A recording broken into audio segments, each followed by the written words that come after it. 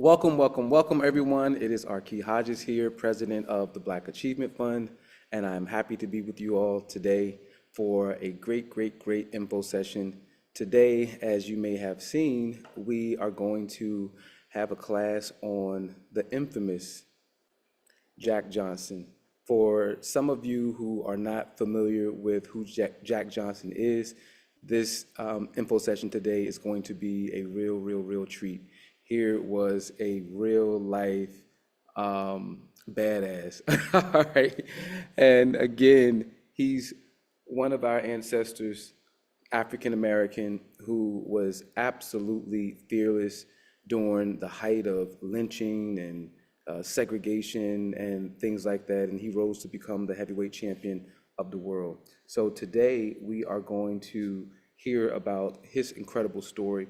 But first, we're going to give a brief overview of what the Black Achievement Fund is for all of you who may be tuning in for the first time and want to know what this great organization is all about.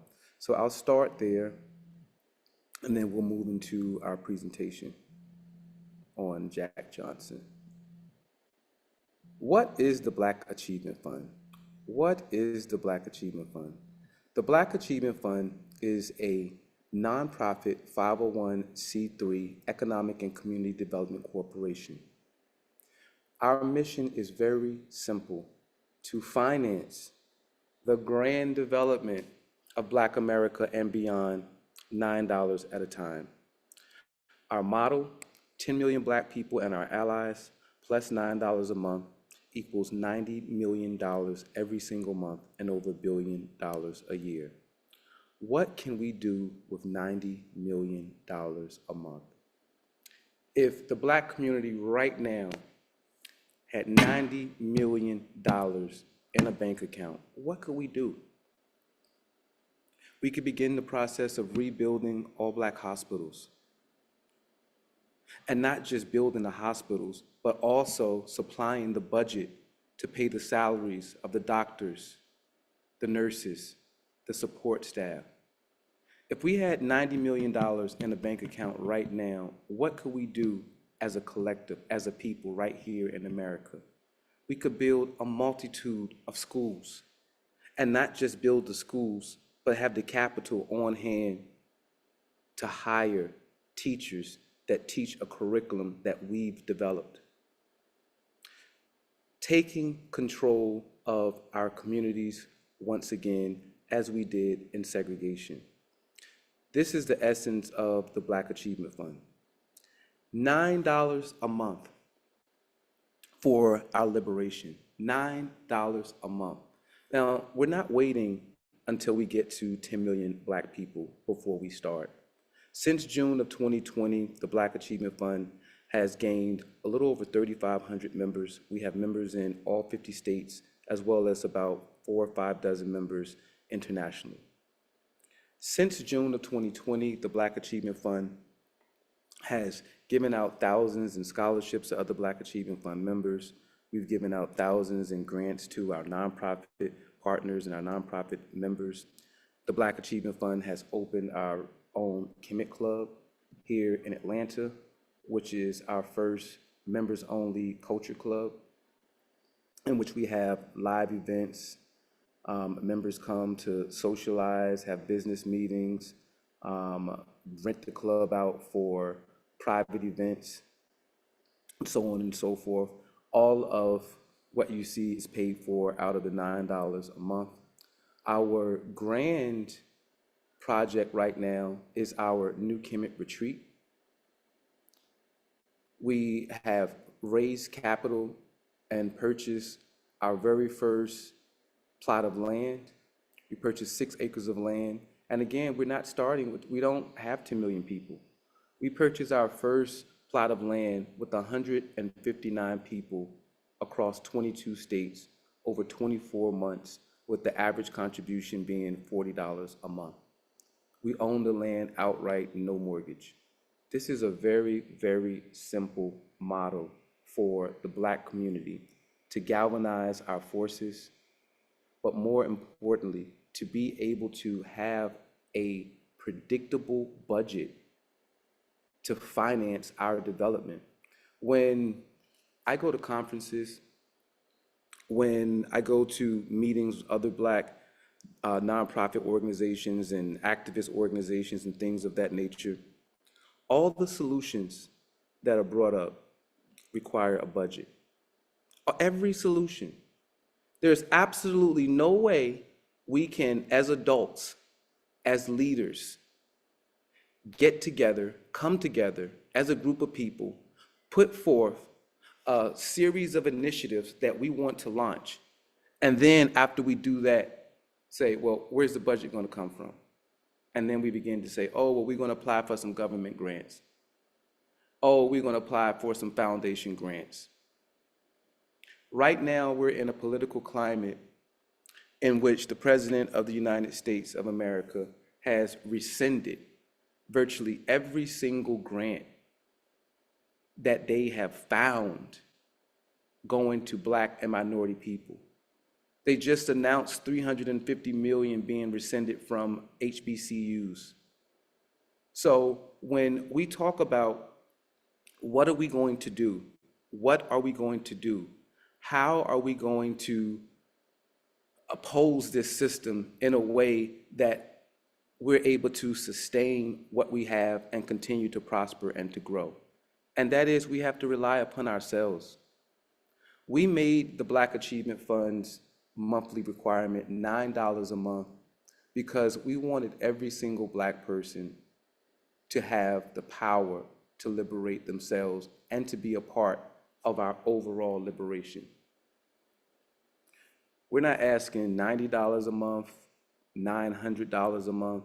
And what we've been able to accomplish in a short amount of time with a small amount of people has been absolutely astonishing, which is why we're still at this mission. I want to take the time to also talk about our education curriculum through Education for Life Academy. All members receive access to the curriculum. Right now, we've just launched our Breaking Barriers African American History Series Volume 1, which is available to all of our members for free. And this series, I had so much fun putting this series together.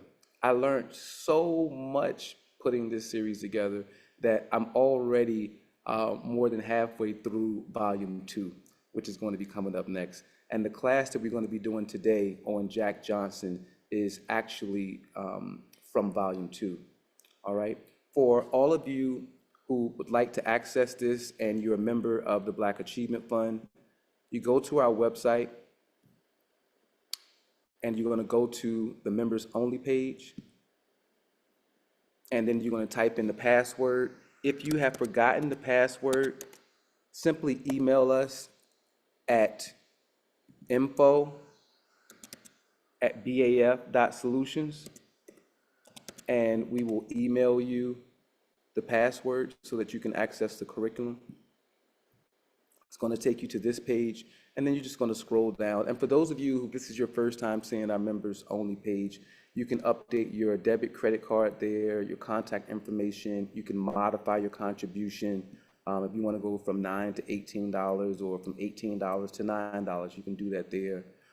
If you've lost your original membership certificate and need another one, you can also get that information through our members only page. If you forgot your member number, if you need to suspend or cancel your membership, or if you want to add a program to our event calendar, you can do so through our members only page. But in order to access it, you just scroll down and simply hit enter.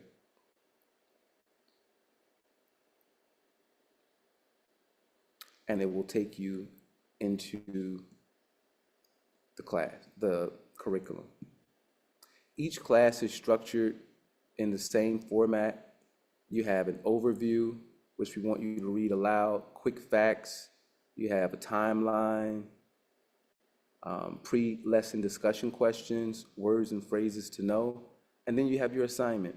Almost all of the assignments feature videos, short videos, and short documentaries so that parents and educators who may be busy and on the go can still have the time to go through this curriculum, watch the videos, watch the documentaries, and teach someone else as they're learning themselves. So that's how the curriculum is structured. And then we have a fun quiz. And once you pass the quiz, you will receive a downloadable, an instant downloadable certificate of achievement from Education for Life Academy for that particular class that you just passed. And then we also have post-lesson discussion questions. So this curriculum, it is meant for grades 6 and above. We encourage you to take it for independent study. We encourage you to teach your children. We encourage you to utilize it as a part of your friends group or book club, that sort of thing. But we've gotten a really, really great response so far. And education is absolutely essential to our work in liberating ourselves. There is absolutely no way you can keep oppressed someone who is liberated mentally. There's no way that you can do it. And this is also how you create more freedom fighters. All right? We need more people like me. We need more activists in the community. We need more organizations like the Black Achievement Fund. But how do we produce those people if we're not supplying them with a rich history to draw from to inspire this activism? So this is one of the reasons why we developed the Breaking Barriers African American History series, and we wanted to provide an educational supplement that was empowering. We didn't want to offer an educational curriculum that was sad. The stories that you're going to read are stories that are so outrageous that you're going to wonder, why in the world isn't there a movie made for this person yet?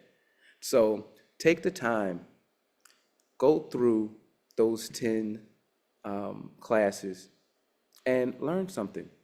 All right, we've done a lot of info sessions on many of the people who we've highlighted, but there are so much other information that we supply in these classes that you should definitely, if you like what you saw, you should definitely take a look at the class, because there are additional resources for each person. If the person has written a book, 9 times out of 10, there's the ebook is there for free, so on and so forth. All right.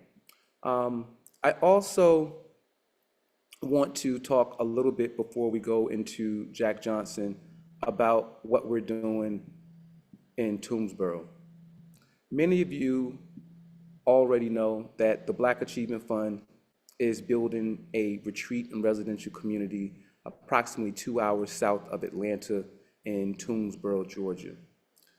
The organization owns 9 acres, which is a part of a 112-acre community.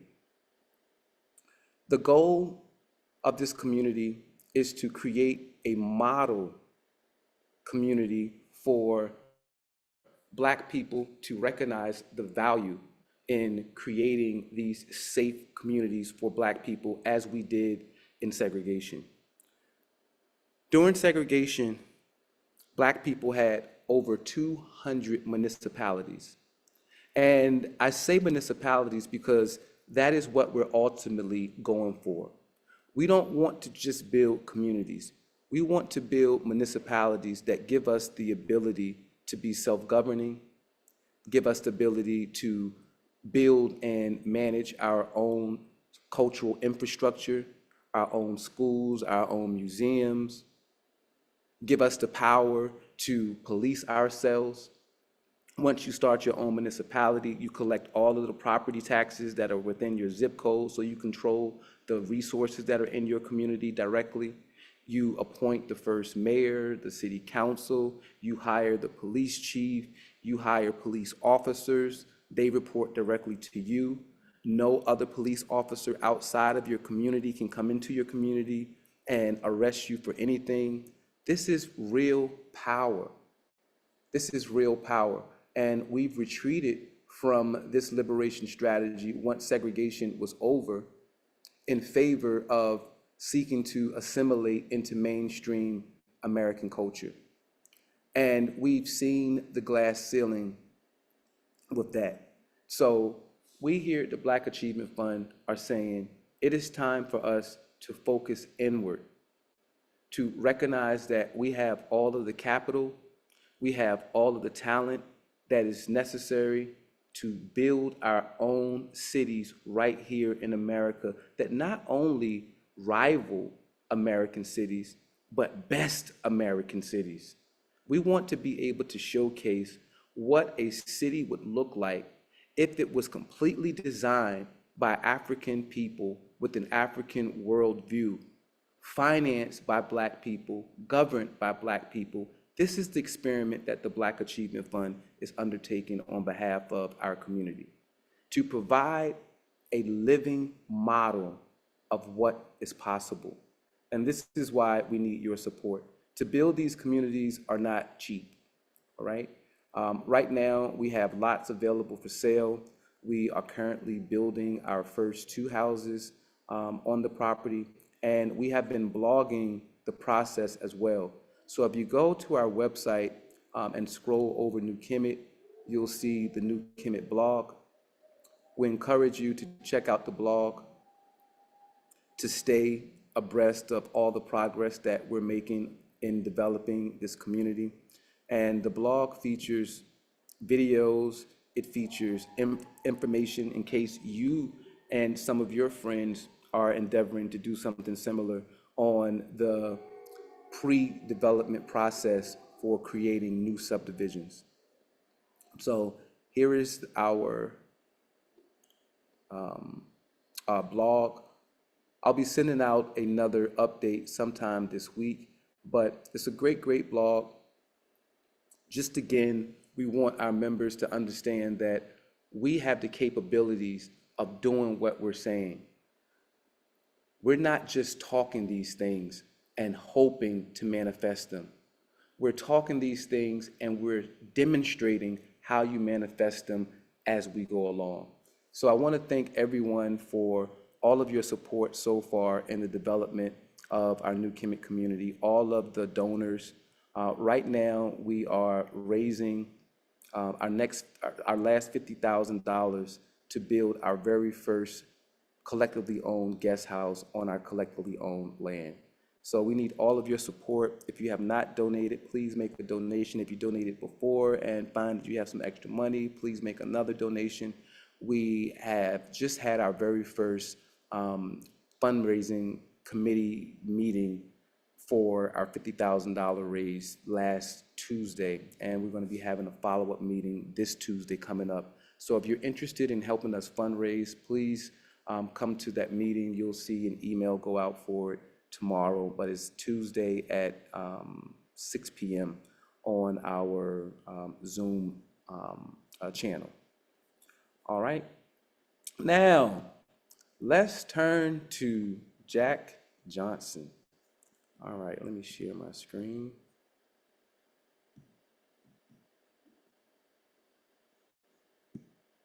Can you all see my screen? All right. Can I ask someone to read our overview?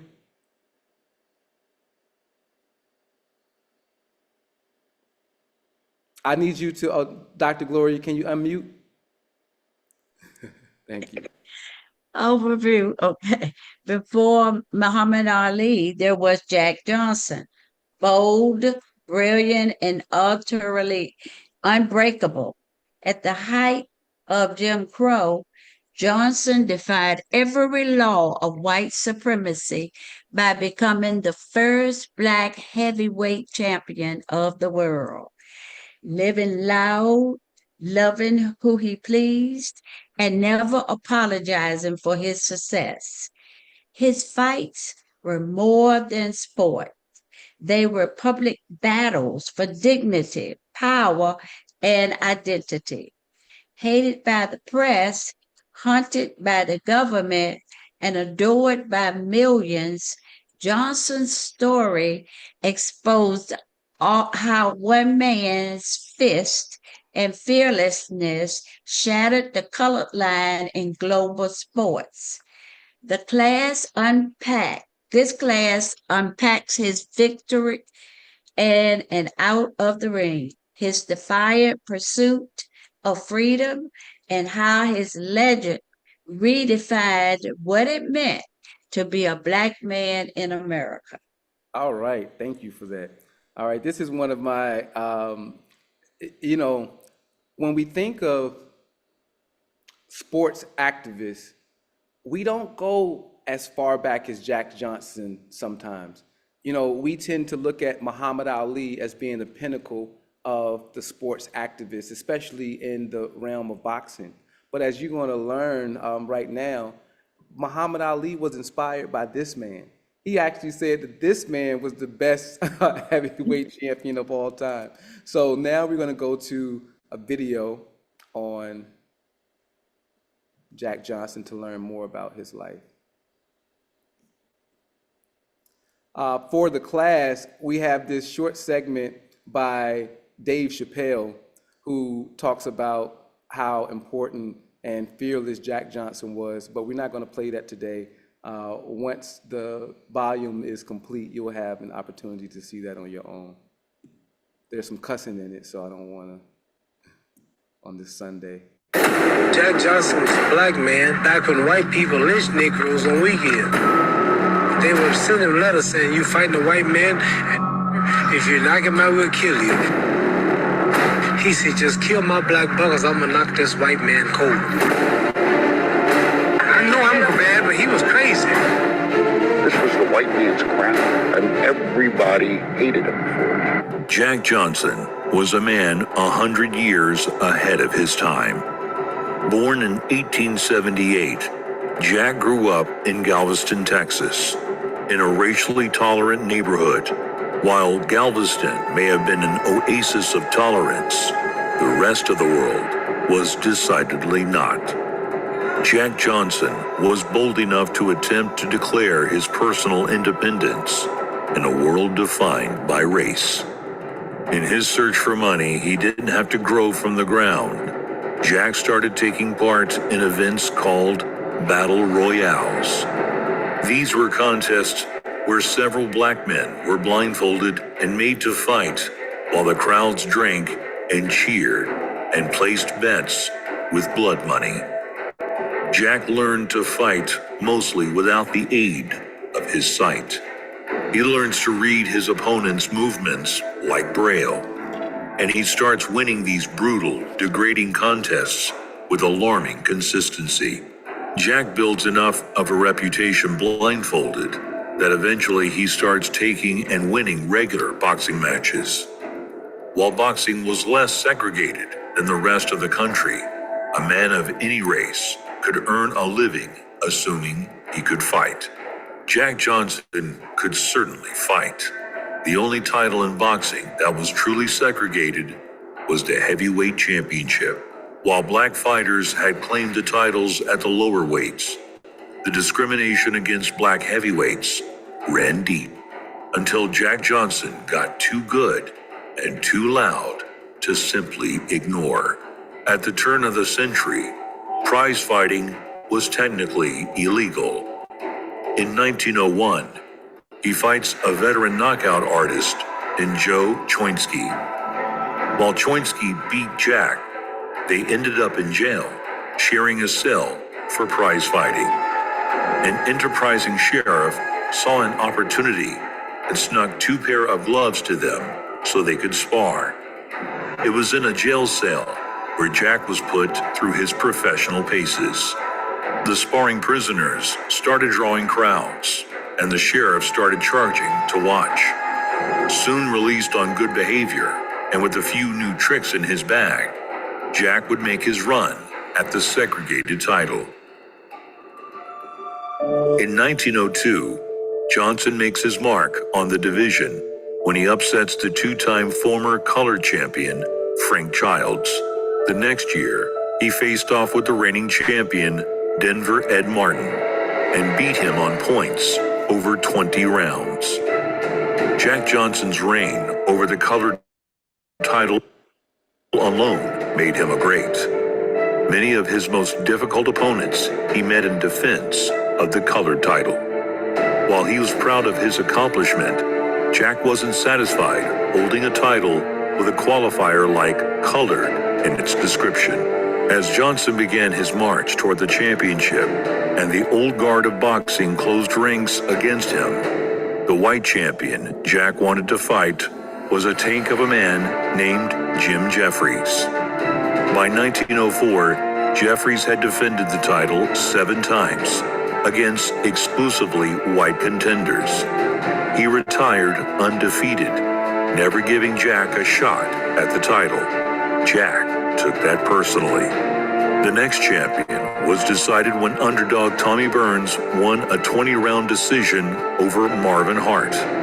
Tommy defended his championship 11 times before finally agreeing to fight Jack after he purchased ringside seats and started taunting Tommy during his fights.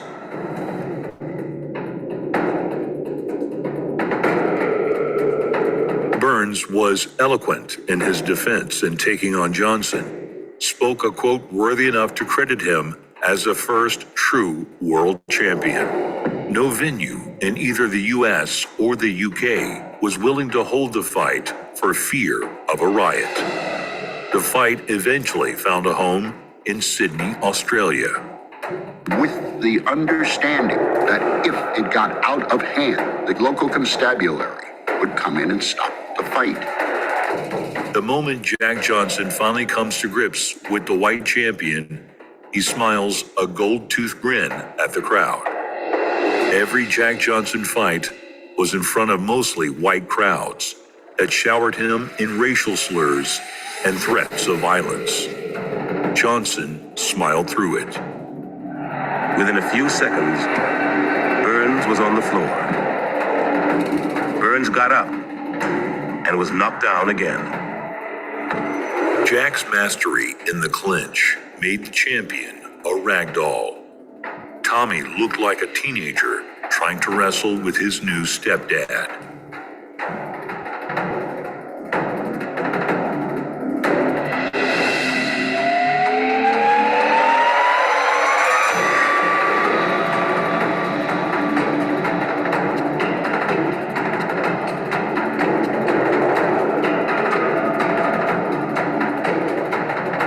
Johnson controlled every second.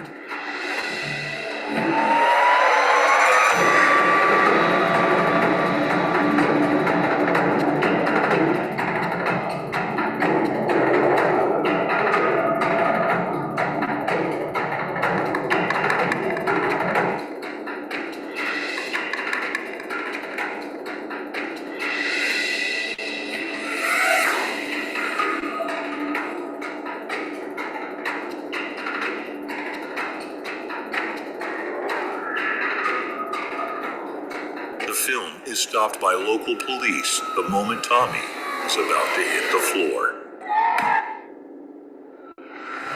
For the first time in history, it was unquestionable who was the best fighter in boxing.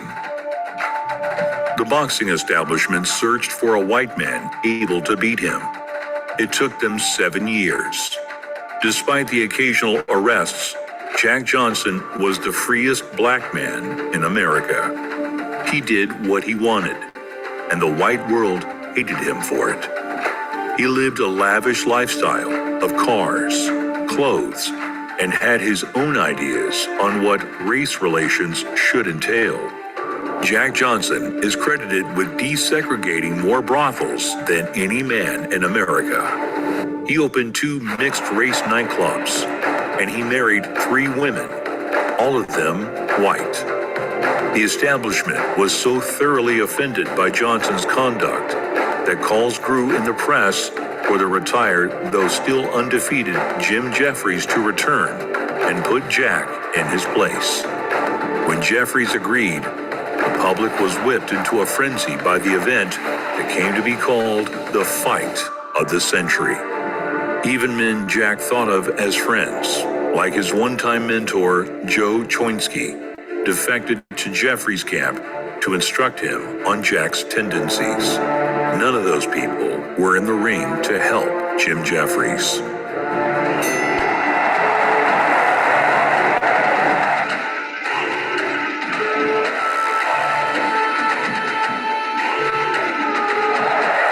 somehow found the will to keep moving forward.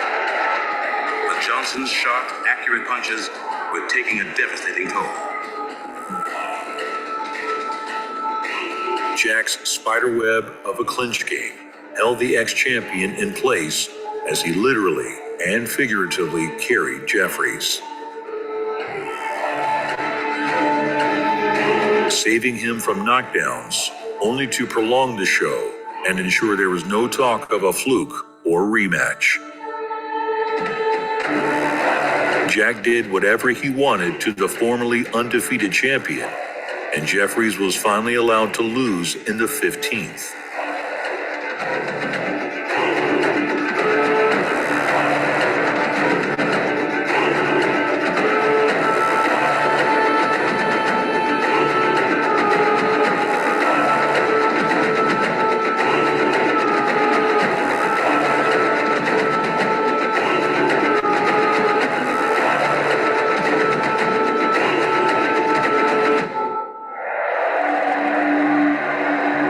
Jeffries' side called it quits.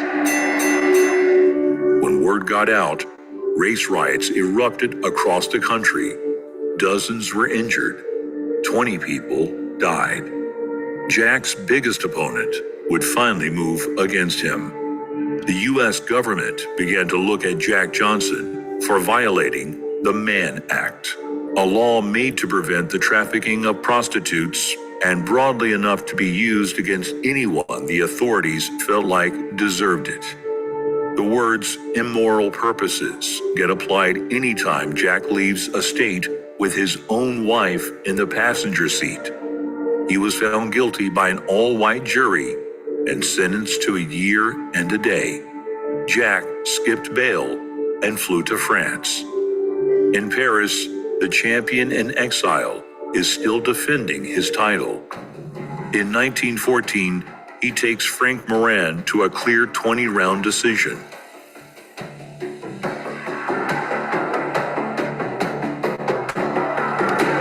Jack was never truly comfortable anywhere but the ring. Signs were starting to show that his intemperate lifestyle might be catching up to him. Jack would never again fight weighing less than 220 pounds. He was so famous that English troops in World War I began to refer to the German 150mm artillery as Jack Johnson's due to their black smoke on impact. Jack Johnson finally meets his match in Cuba against the biggest white hope yet. Jess Willard was 6'6", 240 pounds of Kansas farm boy strength. Jack took training lightly, having seen the big man box. Jess was far from a classical boxer, and Jack was sure he could KO him quickly. Jack started to hammer on the anvil that would ultimately break him. Willard was as advertised, a lumbering target.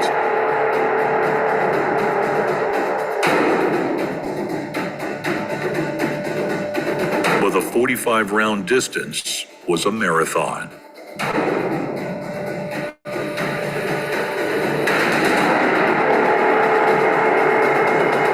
Jack landed early and often, but try as he might, he couldn't get Big Jess out of there.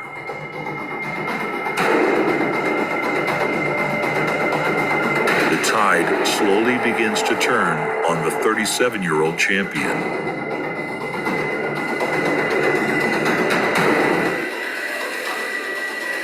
Jess jabbed and punched with patience.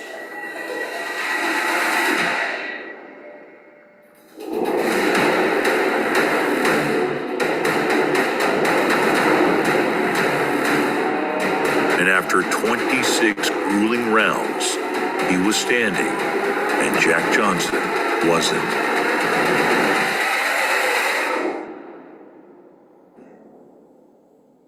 Rumors immediately swirled that Johnson had thrown the fight for some insidious payoff. But who goes 26 rounds to take a dive? Johnson returned to Europe and mostly gave up. He was still fighting but he was now up to 240 pounds, until he finally got homesick enough to surrender to American authorities at the border. Jack spent his next year in Leavenworth. Jack was never the same fighter, but carries out his career to a drawn-out conclusion in 1931. Jack Johnson dies trying to get a meal at a segregated diner that refused to serve him. Drives off in a righteous fury. High speed and indignant rage rarely mix well, and Jack wraps his car around a telephone pole. He was rushed to the nearest segregated hospital, but couldn't go the distance. At a time when black men around the country lived as second-class citizens, Jack Johnson lived out loud. His renegade pursuit of freedom would come to redefine what a black man could be. His defiant 7-year reign stands as a beacon for generations of exceptional black men at odds with a society that admired their talent but hated their skin color. He asked neither permission nor forgiveness. All right, Mr. Jack Johnson. And I'm going to play really quickly Muhammad Ali talking about Jack Johnson. A reporter later wrote, Jack Johnson died crossing the white line for the last time. Jack Johnson was a big inspiration because of what he did out of the ring. He was so bold. Jack Johnson was a black man back when white people lynched Negroes on weekends, every weekend. Back in 1909, they would send him letters saying, you fighting a white man and nigger, if you knock him out, we'll kill you. He said, just kill my black buggers, I'm gonna knock this white man cold. And he would knock the white man out, and the Ku Klux Klan would be burning them. They killed Negroes all over the country. When Jack Johnson wanted to fight, they had riots all over South America. It was so serious, and Jack Johnson, he's bad. He had to be a bad, bad black man. Wasn't no black Muslims to defend him, wasn't no NACP in 1909, wasn't no Rap Brown, wasn't no MOVE, all these black groups, wasn't no Angela Davis, no Hill Newton, no Malcolm X. He was by himself. Jack Johnson. It was so long ago, people still had log cabins in this country, and there were no horses and wagons and stagecoaches to fight. He was one black man in the midst of all them rednecks would kill lynch Negroes every day. He would dress up in pretty suits. Negroes are allowed to dress up in days. He put on pretty white neckties and pretty white, and had white women. You know that nigga was bold. He married white women. You would get lynched for looking at a white woman in them days. That man married white women and walked around, took pictures with his white women, married two of them, and they running out of the country because of white woman. He left the whole country and fought out of Cuba. He was bad. Back in 1909, man. Man, you know, Jack Johnson was the greatest. He had to be the greatest of all. Wasn't no Black Panthers, wasn't no bodyguards, white people, lynching Negro, wasn't no television, wasn't no telephone. And that Negro was doing all this stuff in them days. He was bad when you think about it. I know I was bad, but he was crazy.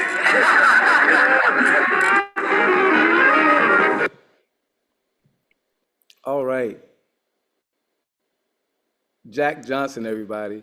You know, when I was doing the research for this this class, again, I'm absolutely just astounded that so little is available about people like Jack Johnson. When you see the level of crowds that his fights drew, you know, they're so big you couldn't even have it in the United States of America because it would be pure pandemonium. They just couldn't take it to see a black man knock out a white man in a fair fight. I mean, that was the ultimate FU to the whole notion of African inferiority and white superiority. Some of the things that I want to bring out, because there's a reason why certain white people don't want true history told. There is a reason. Yeah. There is a reason. And that reason goes beyond just trying to shield white children from white guilt. Mm-mm. All throughout our history, we have demonstrated on the world stage in numerous occasions how superior Black people are in many things, in many aspects of life. And that in and of itself is what needs to be hid. Okay? Because what it Mm-hmm. says is this: these people were never inferior at all. Mm-mm. Instead, you use that as a basis to oppress them, to enslave them. That's right. But given an equal opportunity, they're equal and better than us in many things. The battle royales, I don't know how many, Everything. yeah, I don't know how many of you have read any Richard Wright, but in his famous book, Black Boy, no, it wasn't Richard Wright, it was Ralph Ellison in Invisible Man. The opening scene is a battle royal. And Mm-hmm. I used to think that it was just, some made up stuff that, this Black author wrote in this piece of fiction. And when I learned that it was real and that this was a popular form of entertainment, it's yet another thing that is being buried because, once again, a certain element of white people, they don't want you to know just how barbaric their nature is. Because they like to throw around the word civilized, civilization, we're civilized, you're barbarian. But then when this true history emerges, when you see men who are forcing Black men to get in the ring blindfolded and just swing and swing and swing to see who's going to be the last man standing for entertainment. How can you share this with your So children? wait, he was giving some of the fights away. You know he was winning them, but he would just let them sit there Of, for of a course, while. of course. I mean, he would actually hold up white boxers so that they would not fall down, so that he can continue to beat them up round after round after round. Like, you watch some of his old fights, and I had the opportunity to watch several of the old fights, and you literally see him like, I'm gonna keep beating you up. No, no, no, I'm gonna hold you up. The guy will want to go down, and he's holding them up and giving him, he actually enjoyed being this badass. But the time frame again, Muhammad Ali, I mean, he elucidated it better than anybody else, I think. This man was by himself. He had no support. There were no national Black organizations there to help with a defense. There weren't any prominent Black attorneys and things like that that would be able to assist in cases like the Mann Act. And what the video didn't share was that the Mann Act was created specifically for Jack Johnson. There was no Mann Act before Jack Johnson. They created the Mann Act specifically to target Jack Johnson and to arrest and have a reason to lock Jack Johnson up. And then when I learned that, and I said, man, look what they did with Mike Tyson. Look what they did with Muhammad Ali. Look what they just did with Diddy. And a lot of you don't know, but Diddy was charged with the Mann Act. The same act that was created to lock up one man, Jack Johnson, that's the same law that they just locked Diddy up under. So once again, the whole idea is to criminalize us. Okay, you may have beat these white men in the ring, but you still can't escape the fact that you're just a big criminal. That Black people, you're just criminal prone, immoral, so on and so forth. Because they did not want the world to celebrate a Black man. They did not want the world to put a Black man on a pedestal of honor.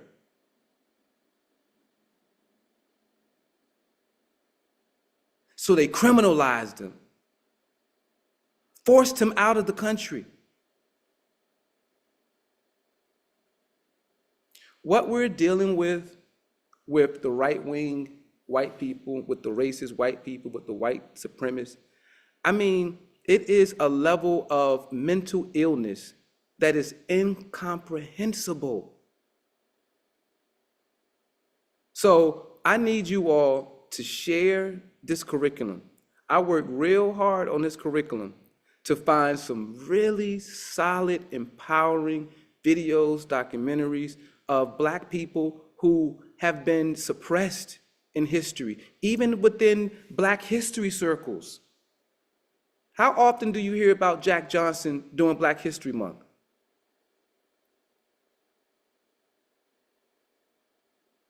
Any Black person who was defiant in Black history, any Black person that rose to fame and prominence despite the yoke of enslavement and oppression, these are the people that they seek to suppress the absolute most.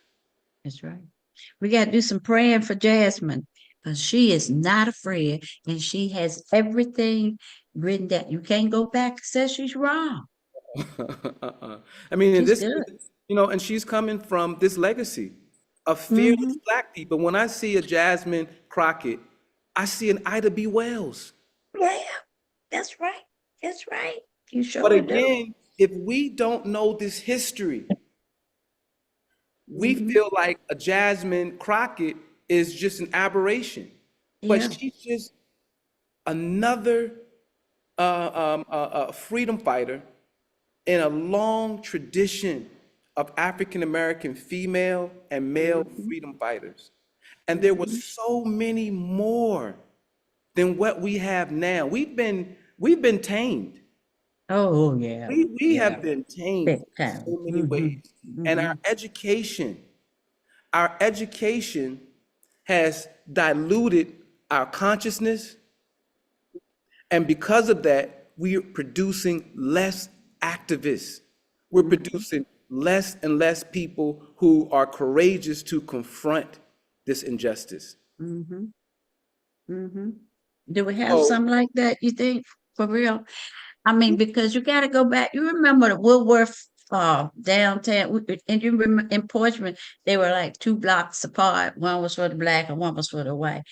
And those Black guys used to go and sit there at the counter, and they would put them out, fight them, and all that kind of stuff. So you better get back down there where those where the Black people are, down towards Chestnut Street. You couldn't be over there near the ferry. That's where they had that first one. Yes, that's always sneaks in there some kind of way, you know? yeah, most definitely. And that whole Hampton Roads area, I mean, there is story after story after story that have to do with Black people defying racism, escaping through Norfolk, through Portsmouth, On the ferry. yeah, Mm-hmm. on the Mm-hmm. ferry and things like Mm-hmm. that. All of the ships that would come in to be repaired. Mm-hmm.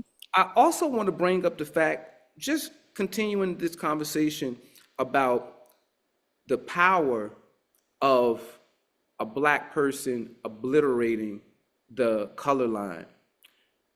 20 people, Black people, were murdered the day he won the heavyweight championship. I don't know if y'all caught that.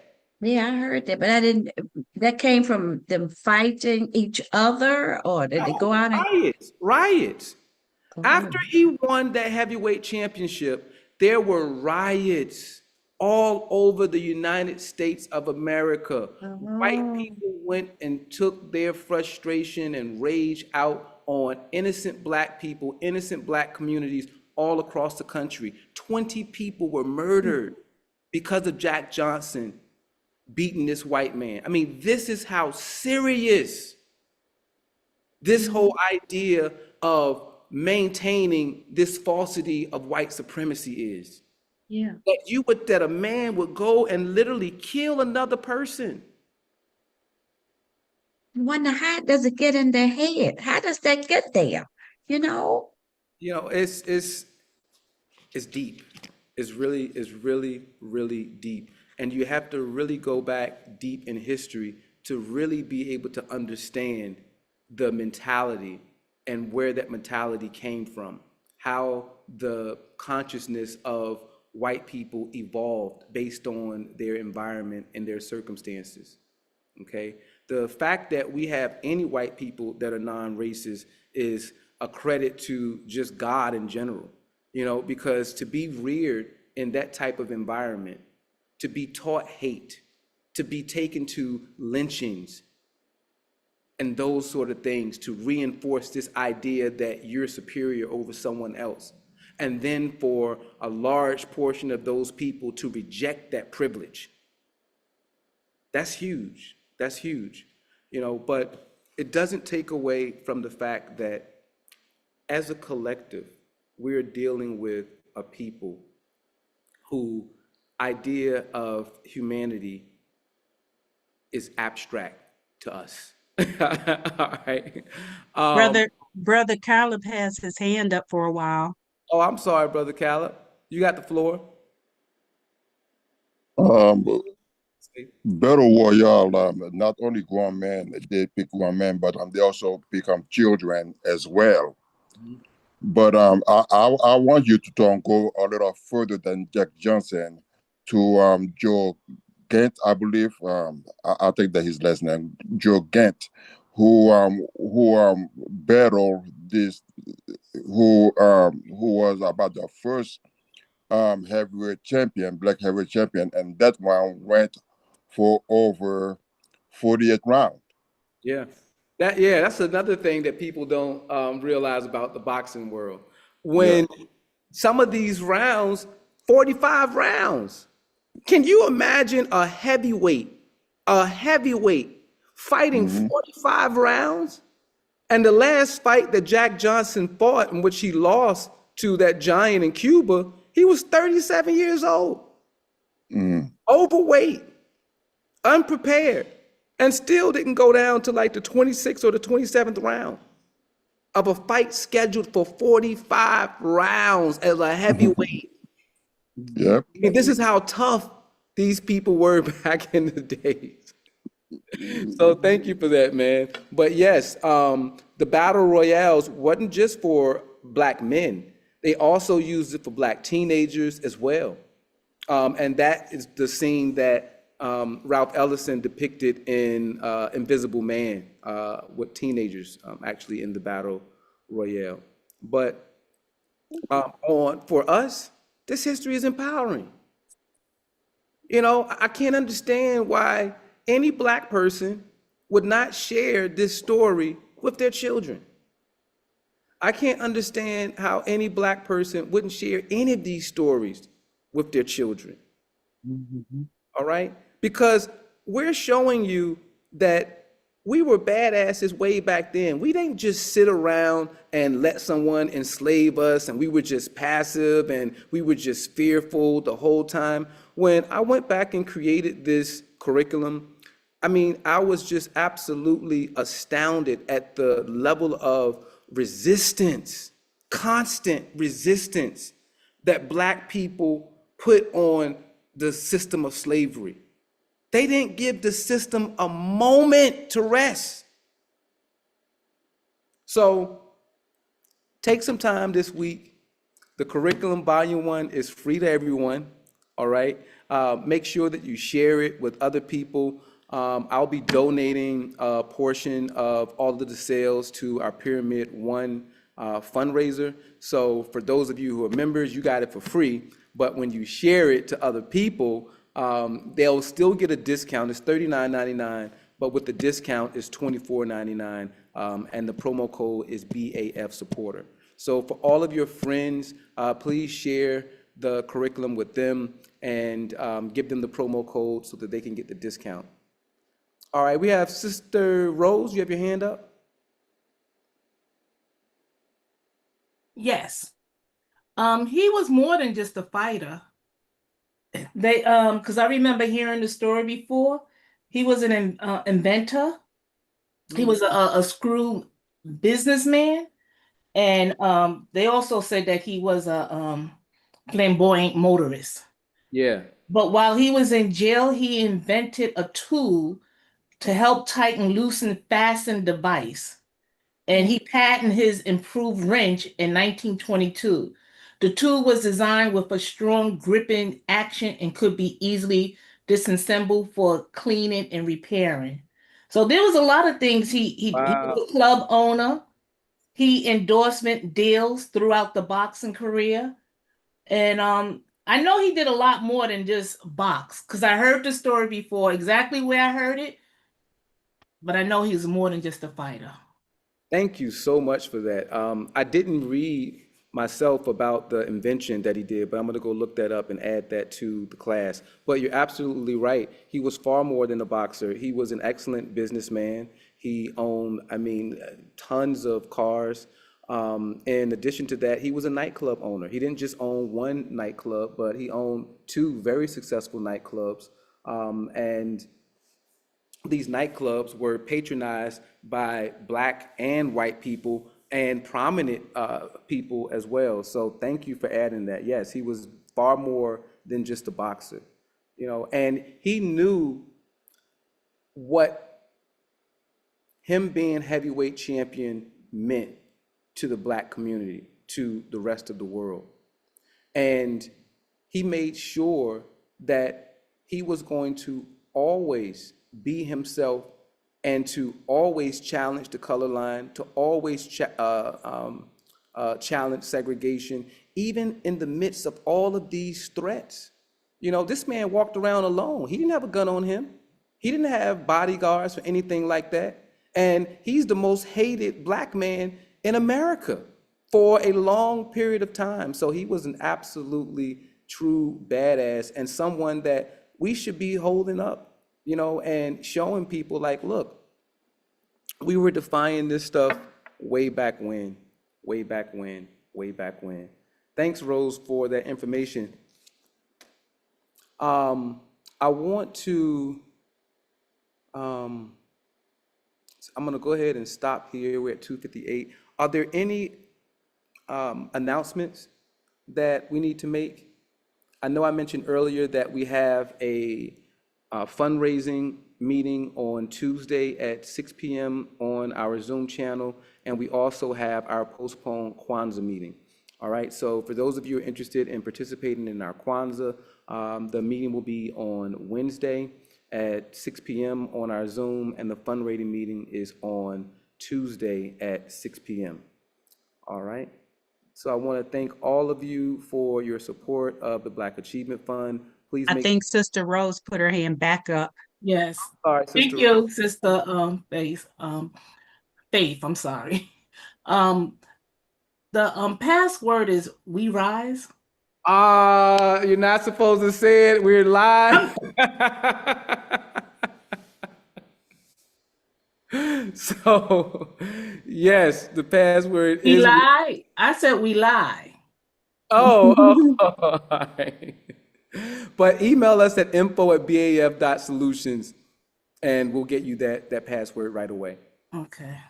Okay, thank All you. right. No problem. Thank all of you for your support. Black Achievement Fund hug. I will see you all soon.